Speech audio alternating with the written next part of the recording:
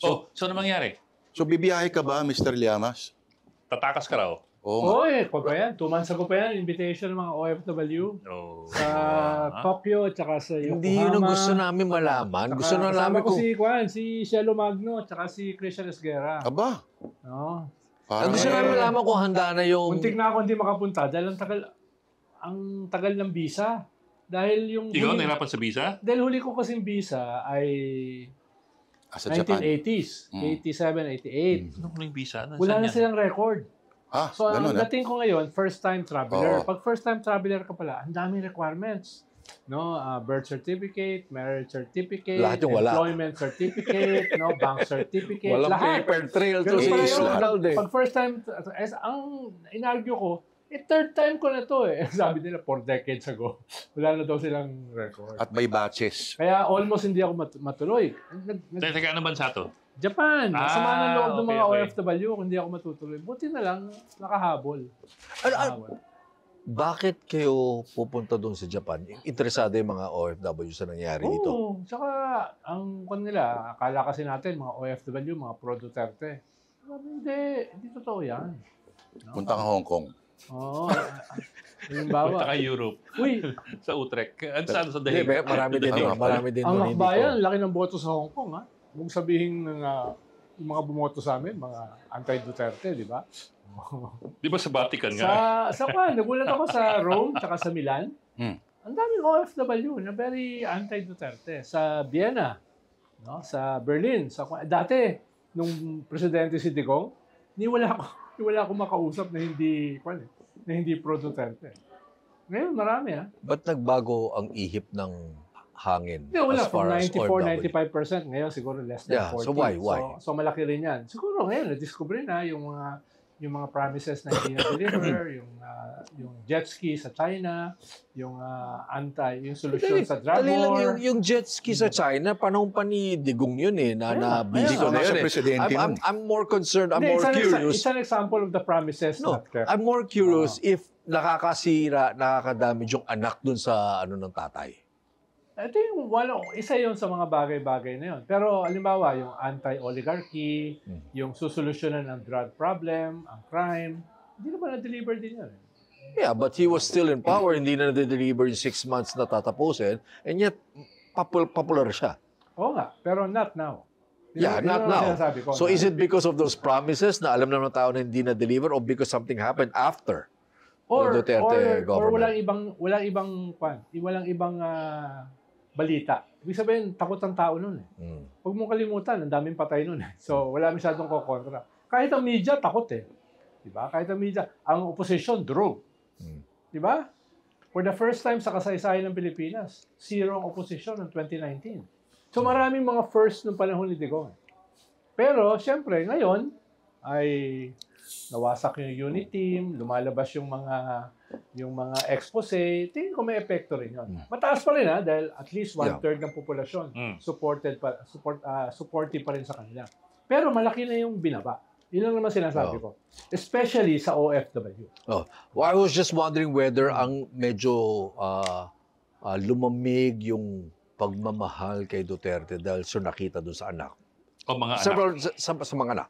For example, confidential funds ni VP Sara. Number 2, that infamous video na nagwawala siya. It's not a very good optics dun. Nakita ko. Ewan ko kung dahil sa anak, kaya... Well, noong October kasi, pababa sila eh. Record lows, di ba? Mga Duterte. As a brand. Kaso nangyari yung November, December, GAA, yung national budget. So, nakaalpa sila. Right. Na preempt yung pagbaba nila. At, tapos hinuli, tumaas sila. So, combination ng budget controversy, yung pag-arrest, di ba? Tapos, ang sabi ni Toby Chanco, naka-apekto rin daw yung impeachment. Natalo. Ganyan. So, mga variables na nadagdag. So, what it shows is very fickle yung very fickle yung sentimento ng tao. Of course. Hindi naman tayo Europe eh. Ang Europe kasi mas solid yung mga sentiments eh. Dahil ideological yung political division. Sa atin naman, hindi naman ideological eh. Kaya ang sumusulpot sa atin ay mga populist. Diba? Kung ano yung flavor of the month na mga issues. Diba? Hindi yung mga government issues, yung mga governance, hindi masyadong interesado tao ron eh. Unlike halimbawa sa more developed countries, mas solid yung ganong klaseng divisions. Pero so, puro self-inflicted yan eh. So, si Sarah and company, self-inflicted noong October nga last year. Tapos admin naman, self-inflicted yung GAA. Tapos yung Duterte arrest, tapos yung impeachment. So, na-maximize ba ng ano, ng, so, ibig ng mo sabihin, traditional position yung these two are bleeding themselves, bleeding each other? of course. Kaya nga number 2 si Bam, number 5 si Kiko, number 1 na Akbayan. Kahit Ano wala, yung- naman. Ano kahit yung wala sila sa chance? survey. Panahon ni Pinoy, Kahit wala 2010, sila sa survey. hanggang 2016, akala natin lahat si Binay yung sunod na maging presidente. Pero may nangyari ng 2016. Giniba. Ano Tuloy-tuloy yung- paggigiba, di ba? Kay Binay. Ano yung posibilidad na parang may magkaroon din na parang ganun? Well, yun yung usual. Kung sino yung frontliner, lahat ng mga kanyon sa kanya nakatapat. Yun yung dilema, halimbawa ng mga unang mga frontliners, yung matataas. Di ba? Katulad ngayon, si Sarah. Maaga. Yung Oo. maagang tumaas. Lahat ng kanyon sa kanya nakatapat. Kaya yun naman yung kanya. Pero ang positibo naman, nakaka-raise siya ng resources. Dahil siyempre, kung ikaw pinakamataas, may magbibigay sa'yo. So, yun yung mga variables na in play. Nung Pero alam mo, 2016 ba? pero naiiba kasi ito eh. Ito yung first election na yung dalawang superpowers ay merong interest. Metaya. No? Metaya. Yung mga previous elections natin, nandyan sila, pero hindi ganito katindi. No? Hindi ganito katindi. Kaya hindi ko alam how this will play out. Sino magbubuhos ng resources, sino magbubuhos ng clout going into 2020. Will it be any different with a Trump in the White House? Very different. Dahil iba naman kasi yung ethos ni Kaya nga, Trump, oo. no? So, in the past, alam natin, makikilaman talaga Amerika. Do you see na ganun pa rin ka vigilant o agresibo ang America interfering Yes, with yes our and local no. politics? Ang Amerikano kasi hindi naman with Trump. nagbubuhos masyado ng resources. Unlike China. Mm. Diba? Tapos ang China, malapit. No? Malapit. Yung halos yung buong ASEAN ay hindi naman antagonistic sa kanila maliban sa atin. So, medyo naiiba yung sitwasyon.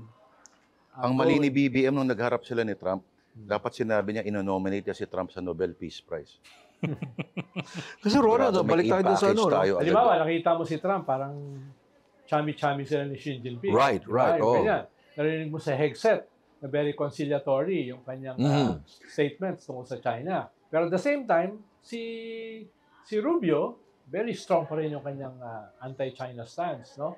So, yan ba ay bahagi ng isang strategy na meron kang bad cop, good cop, or talagang bahagi yan ng confusion ng US foreign policy? Ronald, I'm curious, di ba, nag-meeting si Xi at saka si Trump and they were very warm.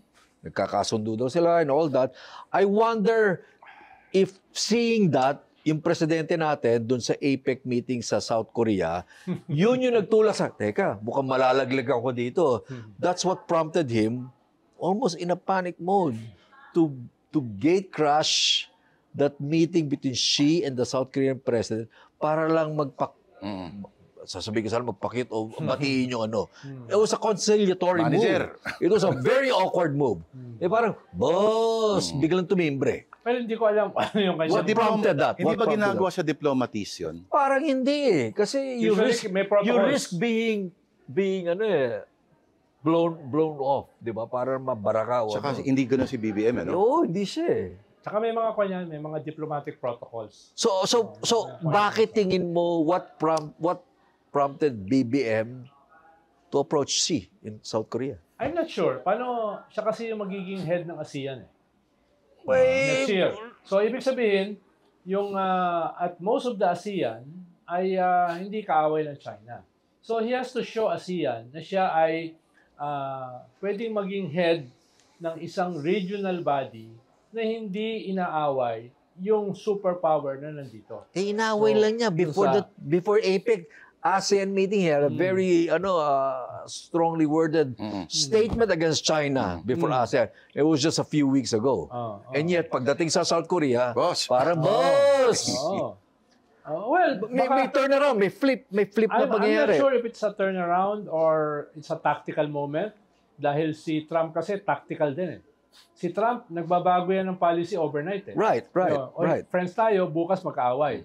Parang ginawa niya kay Putin. Oh, right. Diba? Oo. So, baka he might be doing a Trump. Well, I'm not sure, no? But I'm not sure, knowing no? the record, the track record of this president, itong presidente natin, you think it was ganun yun? It was tactical or it was parang hindi ganun? It could be impulsive. Katulad nung mahiya naman kayo campaign. Di ba?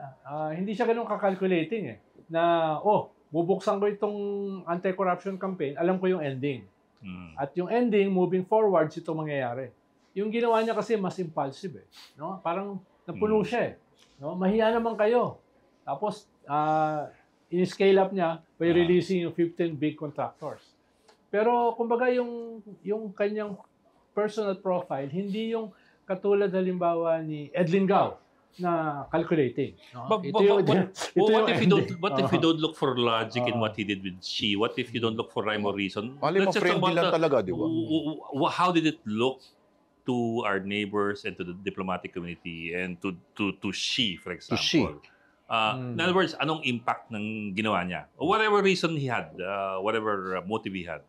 Tingin ko, in the balance sheet, baka positive. Dahil ang lagi sinasabi kasi ng ASEAN sa atin, huwag natin masyadong awayin ng China.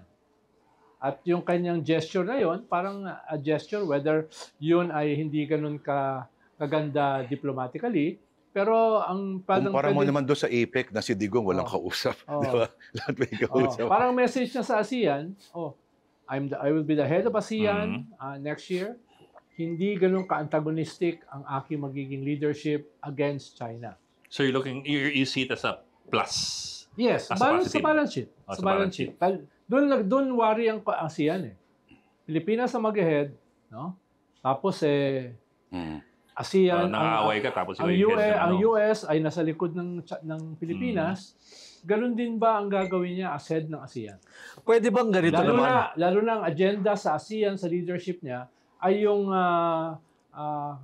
Code of Conduct.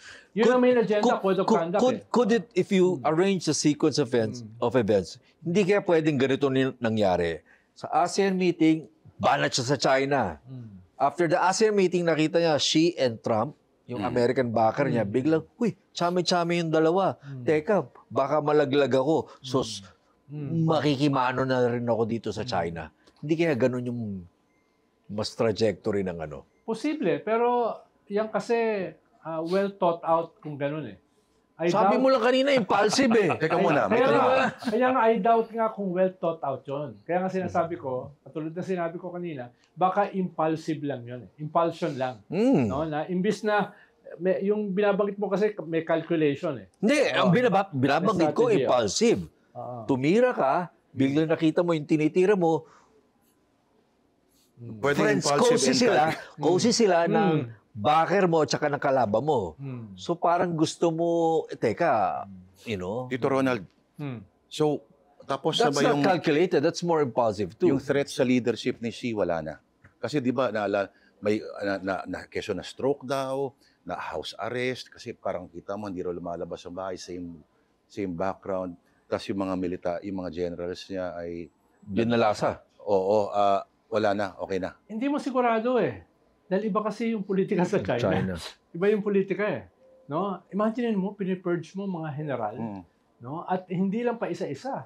No? Ang dami mong pinipurge. Biro mo yung sarili mong defense minister, sarili mong foreign minister, kinatay mo ng halos magkasunod. Tapos yung mga dating mga presidente ng China, winipe out mo. Ibig sabihin, that can happen overnight. Dahil wala ka nang i-blame kundi yung sarili mo. The buck stops with you. So kung hindi mo ma-deliver yung economic, political at saka military agenda ng bansa, baka tamaan ka. Halimbawa, the economy is not doing too well. Kanya nga, ang ginawa nila ngayon, pinayagan na nila, for the first time, pinayagan nila ang online lending. For a long time, ayaw yan payagan ng Chinese government. Ngayon, kailangan nilang i-boost ang consumption dahil hindi bumibili ang tao. No? Bagsak ang consumption sa China. Kaya, for the first time sa kanilang kasaysayan, pinayagan nila online lending. I read somewhere, Ronald, that is part of the plan Na, ng Communist Party. Now, you move from being a production, export-oriented economy that's not sustainable. Eventually, as your economy modernizes, you have to transition to a consumer-led economy. yes. So, parang hindi yan impulsive o reaction ng Chinese leadership. It's actually part of the plan. Well, dati pang plano yan. Pero minadali nila ngayon dahil nga walang bumibili. Yun yung economic indicators. Bumabagsak yung We've economy been nila. predicting the downfall of the Chinese economy for decades. It's not happening. And that's not a downfall. Di ba? That's not a downfall. Ang problema nga ng China ngayon ay hindi economic, demographics. Dahil bumabagsak yung kanilang growth. Iba yung population nila. Yung population nila. Ito yung pinakamatinding pagbagsak nila. Ibig sabihin, their labor force will suffer in the next generation. Kaya nga, open na sila mag-import ng mga katulad mo. Pwede ka nang pumasok sa China ngayon para magtrabaho. Magagandang lalaki. Dahil kulang na kulang. Isn't that the advantage of Halimbawa, sumabog yung kanilang real estate bubble, di ba? You have entire cities with no people. No? Kahit binebenta nila ng palugi, walang gustong bumili. Kaya nga, they have to boost consumption. Yeah, but Ronald, we're talking as if it's only the Chinese economy that's suffering through challenges and disruption. No. We're just talking... American economy is not... No. That's a different topic. To my point kasi, to my point, parang kasi it's a question of what works better, a free-for-all economy na open, or is it yung a party-led economy? Na parang lumalabas. They are able to respond to the challenges. Ang pinag-uusapan kasi natin, Patrick, yung political survival ni Xi Jinping. Diba? So, habang maganda yung ekonomiya, okay pa siya. Anong tingin sa kanya ng kanyang mga tao, ng People's Liberation Army, yung Communist Party? He has to deliver the goods. Yun ang sinasabi. Right. Para sa targets ng kanyang gobyerno. Pag hindi na na-deliver yan, delikado siya. Lalo na, pag merong nag-o-oppose sa kanya, kulong or worse. Diba? Right.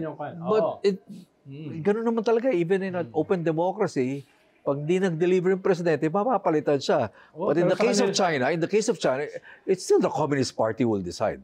That's what the one-party state is for, di ba? Yeah. So there is continuity there. Yes and no. Diba? Yes and no. Halimbawa, lahat ng mga Maoist ay pinakulong niya at saka dinurog niya. Kaya wala nang Maoist ngayon sa China. It was supposed to be Maoist, no? So, merong mga iba't iba na nakuha. Halimbawa, yung Deng Xiaoping, no? Yung Zhou Enlai, yan yung dominant ideology bago siya nag-assume ng leadership. Halos ubos na rin yan. So, for the first time, ang tawag mo dito, Xi Jinping thought. No? Nagbago. Nagbabago sila politically at saka ideologically. Ang problema, you have to deliver the goods. Diba? Kailangan mong, kung hindi mo na-deliver yan, katulad ng mga pinalitan mo, baka mawala ka. No? Not through elections, but through a power play. Papalitan ka lang. Power play. Ang kaibahan sa kanila... Collective leadership yan, di ba? Party. Ang kaibahan sa kanila, hindi nakukulong lang. No? They disappear. No? Never to be heard of again. No, well, si Jack Ma, may sighting kay Jack Ma. It's not like he disappeared. May sighting siya. But he was cut down to size and Iba naman siya kay Boss Silay. Yun na nakulong. Pero because may corruption issue dyan. Di ba may corruption issue kay Boss Silay? Lahat naman na nakukulong sa China, corruption issue. Cambio ako, no? So, itong rally na to be led by yung church na sabihin natin na... Church? What church? Matagal pa yung November 30. Yung ano church din naman to, Bok. Hindi pa yun. Church ni Christ. 16 and 17. Okay. Yung may 3 letra sa pangalan nila. Church ni Christ. Yun. Magma-merge daw with yes, ang plano ay Jesus is Lord, sasama. KOJC ni Kibuloy, sasama. Some Evangelicals, sasama. Tapos may sub ng Duterte, sasama. Tapos Iglesia ni Cristo, maglilid. Chavit Singson, di ko alam kung simbahan siya. No? Kasama. No? May bus company do. At saka si Meow. Kasama rin. Si Barsaga. Binibilang nyo yun? Isa yun sa main speakers. No? At Magdadala daw siya ng truckloads galing Cavite. Pusa. So may mga iba-ibang grupo. Pero siyempre, Saan? ang Saan? main dyan, Zero JIL at saka INC. Santo. Quirino. Sa Luneta. Okay. Sa Luneta. Ang sinasabi ng mga Duterte, nandun sila sa Aguinaldo. Hindi ko alam kung ano yung division. Paano? Winidraw na yung Hindi yung permit. Aguinaldo, People Power Monument. Tabi ng Aguinaldo. So, winidraw. Kanto lang yung book eh. So, winidraw na yung permit na hinihingi nila doon. No? Dati Saan? kasi humingi sila ng permit winidraw na nila. Pero sabi ni Mike, tuloy sila sa People Power Kaya nga, Monument. wala na yung permit. No? Na hiningi nila sa Quezon Oo, City. paano yun? Ang humingi ng permit ay Iglesia ni Iglesia, Cristo. oo. Winidraw na nila. Lahat ng iglesia nasa Luneta. At ang balita ko, hindi na, nung a few days back, parang 3 to 5 days na. Kung dumami ang tao, papatagalin. Katulad ng EDSA 1 at EDSA 2, which primarily means meron siyang mas malalim na objective maliban sa prayer for peace. Ang nakalagay kasi prayer for peace. So, unless naniwala ka sa prayer for peace, yun yung mangyayari. No? Mukhang ang balita ko kahapon, 1 day na lang. No? 1 day na lang, hindi na 3 or 5 days. Which means na baka hindi na ganun ka-disruptive yung plano. Baka. Wait. No? Yung 1 day can mean hindi na ganun ka-disruptive or it can also mean mas mabilis. Mukhang yung dahilan kaya ginawang 1 day ay dahil nga yung gusto nilang matrigger Hindi mangyayari. ay hindi mangyayari.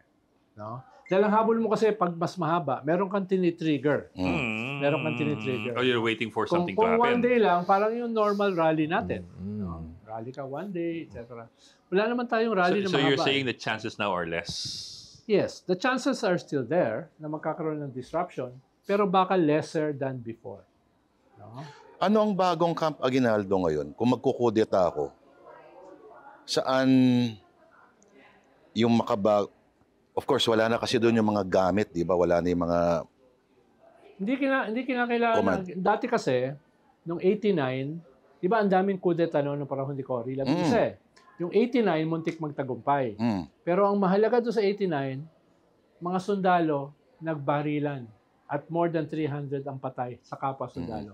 Parang yung trauma na yon, ang kanila, that will never happen again.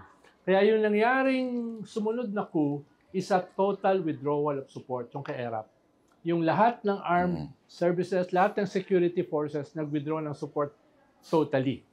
Walang naiwan kay ERAP. Noong 2006, muntik ulit maulit yon. Di ba? Yung withdrawal of support, yung walk in the park.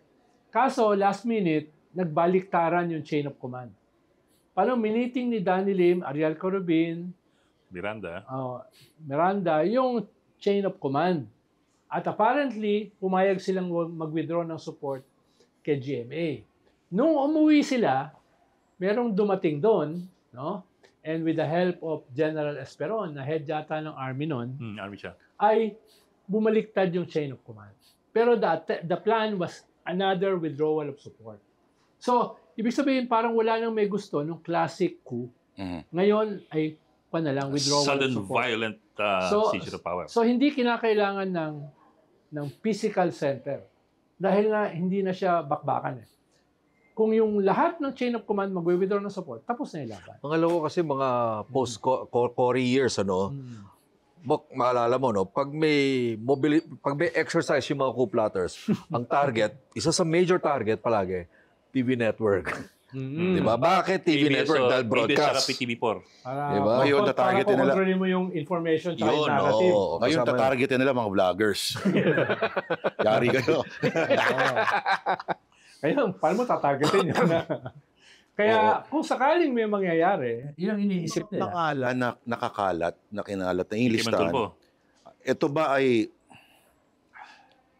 may kakayahan, may mga kakayahan? Tingin ko yung ginawa ni Montulpo, yung mga usual suspects, pinagsama-sama lang niya. Diba? Tapos pinalabas niya na ako nag-expose nito. No? Parang kay Panelo, si Jollibee, yung Matrix, ando ka pa, di ba? Tsaka si Heidelin Diaz. Si Gretchen, Tsaka yung Jesuit-trained millennials. Yan. Pero yung iba naman dito kasi, talaga namang openly nag-advocate ng withdrawal of support, like si Chavez Singson. Diba? Talaga namang kinukuha nila yan. Yung iba, hindi. Tapos yung INC, sinabi naman nila, sila yung nag-organize ng 3-day rally. Di ba? Ang hindi niyan kasama ay mga active officers. Dahil wala ka naman kasing trigger for a withdrawal of support kung wala yung active officer. Ang nandyan ay mga retired. Wala dyan ni isa na active. Eh, hindi naman pwede siguro ilagay yung pangalan ng mga active officers doon. Hindi. Kung alam ni Tulfo, ilalagay niya. Walang parang RAM ngayon, ano? Wala. Walang YOU, walang RAM, walang Magdalo. Pero wala bang rumblings inside the active ranks? Meron. Ang bumoto nga sa laban sa gobyerno, last midterm election, 75% ng sundalo bumoto. Ibig sabihin, merong base na critical sa gobyerno. Pero but the kind of rumblings that could lead to withdrawal support. Meron. Meron. Among the junior officers. Meron. Ngayon, ang problema nila, the Catholic Church is vehemently Ayan, babalik tayo sa tanong ni Ed. At junta. Makikinig ba sa anyway? Makikinig. Within the military sa mga... Dalawa ngayon ang nagiging source ng tentativeness ng military. Catholic Church, US. Balik na tata. US Catholic Church. Hirap yun. That combination is very compelling. Ano to, tora na naman sila? Hindi, ang mga sundalo kasi ay anti-China. At ang sasabihin sa kanila, pag in-install nyo ito, in-install nyo ang China. Ganun kasimple yun. Okay. Kaya mag-hesitate kung sino man naman nagpaplano ng ang Catholic Church, anti-China. Ang Catholic Church lang, anti-junta lang. Okay. No? Mas yun lang ayaw nila. Ang lagi nilang inuulit, throwing the baby with the bathwater. Dahil ang junta kasi opens a lot of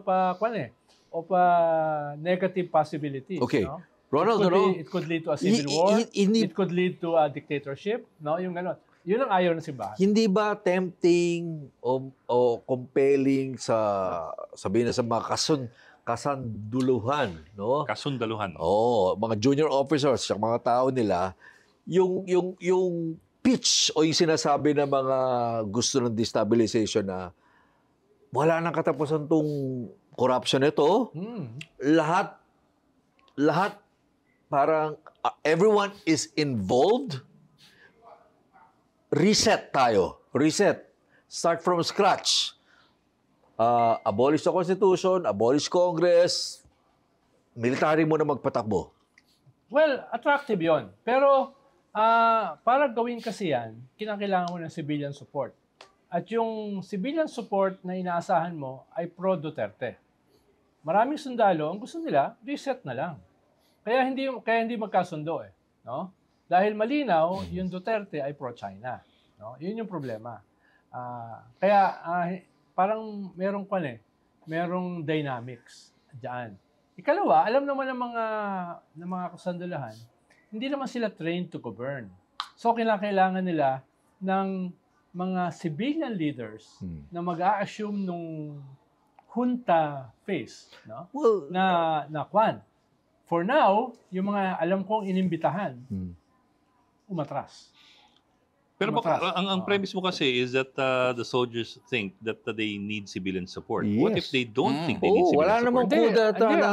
Alam nila, walang klasiko na may civilian support. Ang alam ng mga sundalo, wala kaming training sa governance. Tsaka hindi lang yun. It hasn't, Ronald, that hasn't stopped military men from seizing power in the past. Paano pang nag-enroll sila sa AIM? No, there's always a first.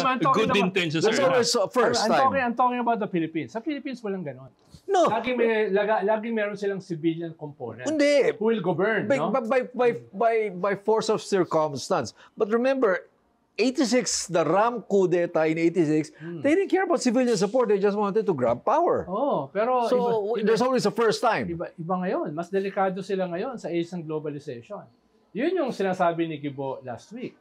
Na iba yung moment ngayon. Baka iba nga nung 70s Iba nga nung 80s. Lalo na, galing yan sa buntot ng mga military junta sa Latin America. Diba? Ngayon, bilangin mo kasi ilan ang military junta. Iba yung mundo ngayon No? Myanmar? Ngayon, hindi ganun kadali. No? Pero po kasi you Myanmar, use the totally words isolated. You use the words military junta. What do they just call it?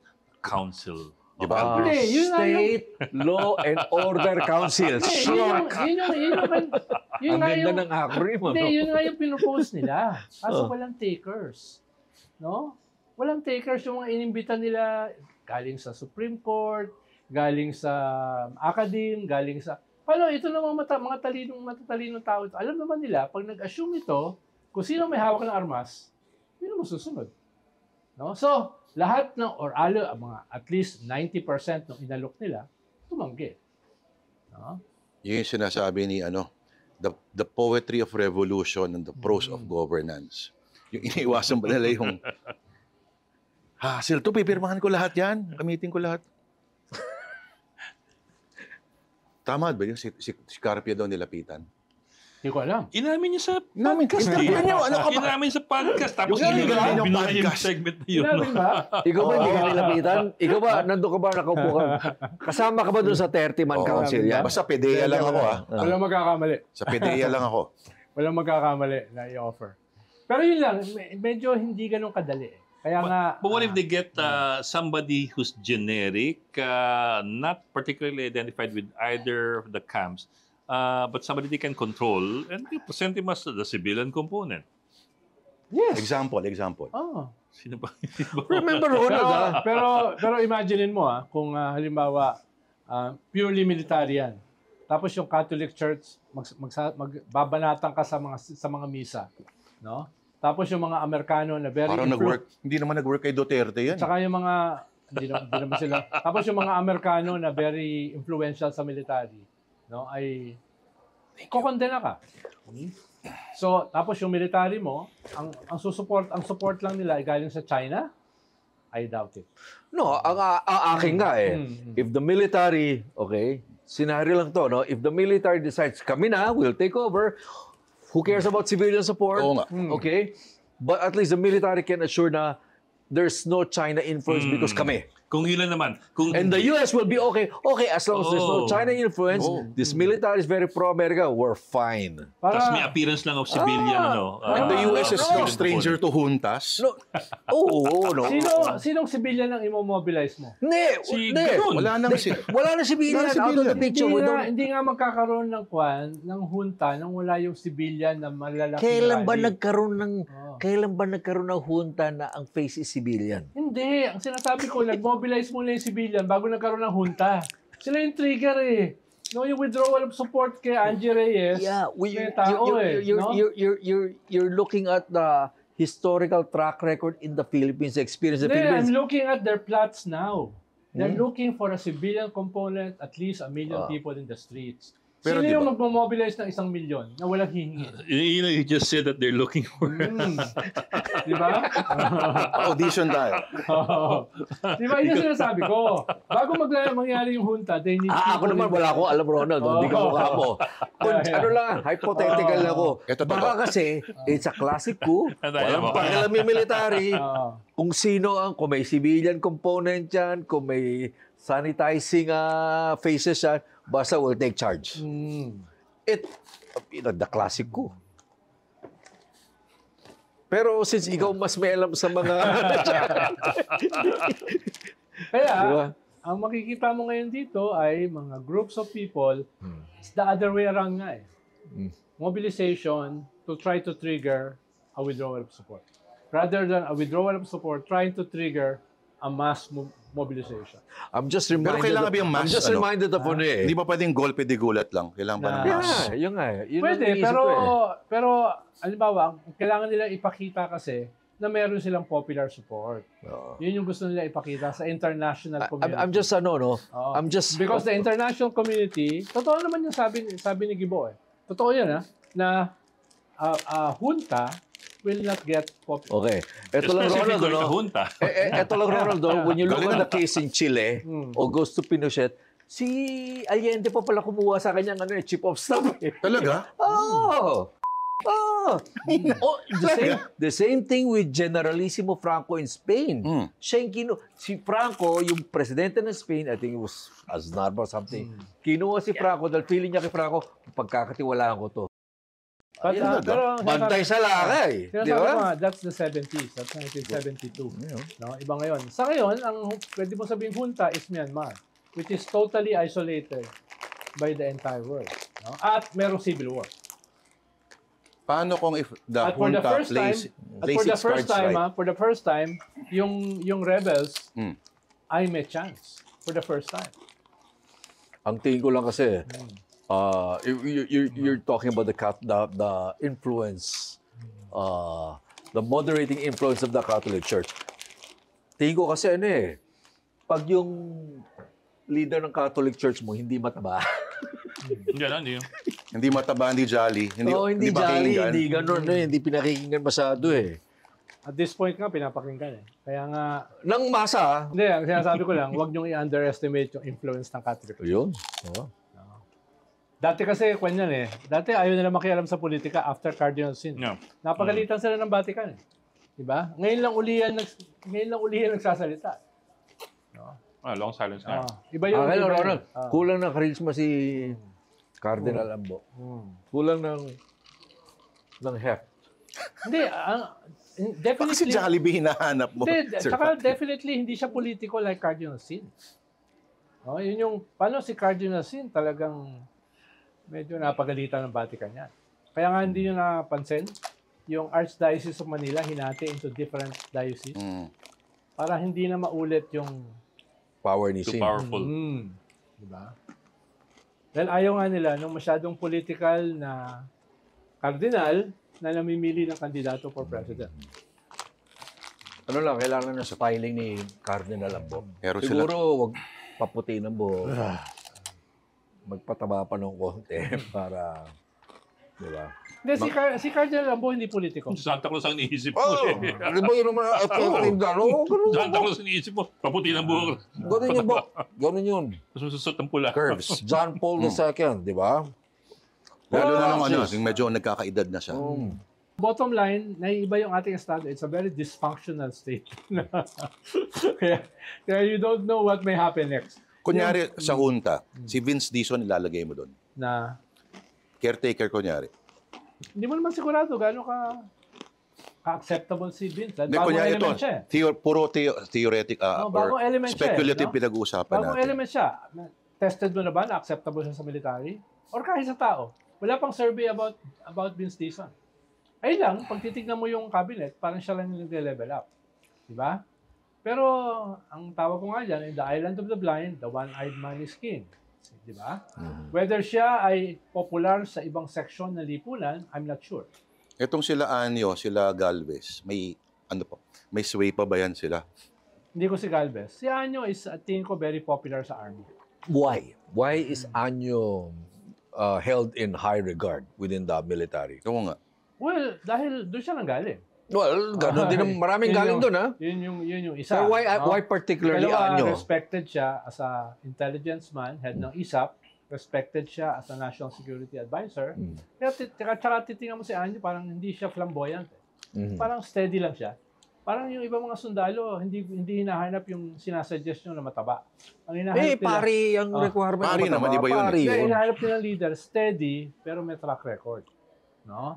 Yun yung hinahanap nila, yung steady na pwedeng kausapin sila, pero hindi yung hinahanap natin ng mga politicians, na performative politicians. Ang hinahanap nila yung nakasama nila. No, I wonder what's the reputation of Anyo within the AFP? Ayun na, head siya ng ISAP for a long time. Intelligence. Ibig sabihin, lahat ng ahensya ng gobyerno, kabisado niya. Dahil intel ka Si Galvez, nahuli. Alam mo yung Nakulong. kailangan ng mga tao. No? Alam mo yung lahat ng kanila. Kumbaga, aalagaan mo yung principal dahil ito yung alam mo Ito yung alam mo. Hindi lang sa kalaban, ha? Hindi lang sa kalaban ng gobyerno. Kung hindi mismo dun sa kakampi. Yun ang intelligence officer. Totoo ba yung sinasabi nila na Anyo is not in good terms with some people in the Defense Department? Oh, Well, yun ang chismis. Hindi ko na i-detalye. No. And that is the reason why dun sa big reset na cabinet revamp, Anyo really wanted to leave. Yes, totoo yun. And he was prevailed to stay. Yes, totoo rin yun. Kahit na Nagbabangayan sila nung nandun sa... Whether siya ay tatagal, I'm not sure. Dahil lang, nung nakausap ko siya last time, sabi niya gusto niya mag-retire. No? Pero siyempre, dahil sa mga dynamics, problema, pwedeng magbago isip niya. No? Pero nung huli ko siya nakausap, ang sabi niya, gusto niya mag-retire dahil na physically, hindi na rin siya in the best of shape. Diba, nag-bypass siya, muntik siya mamatay sa COVID, etc. So, I'm not sure. Hindi ko, swerte pa tayo hindi kami ngayon. ganun ka-close. Kasi yung may mga military officers tayo na walang grand ambitions of power. Hindi ko sigurado dahil dati nga, meron kang RAM, meron kang Soldiers of the Filipino People, meron kang Young Officers Mga Union, bata yan, ha? meron Mga bata kang yan. Magdalo, meron kang iba't ibang mga grupo di ba? Ngayon, walang ganung grupo. Ganon ba kalinis ang military ngayon na wala sila nakikita mga corruption at walang mga ganong grupo? Hindi, No? I doubt Walang it. mga Kaligot at No. Garcia ngayon. Ayan. Ang kaibahan lang, siguro, yung mga nagbuo ng mga grupo dati ay either wala na sa serbisyo or tumanda na.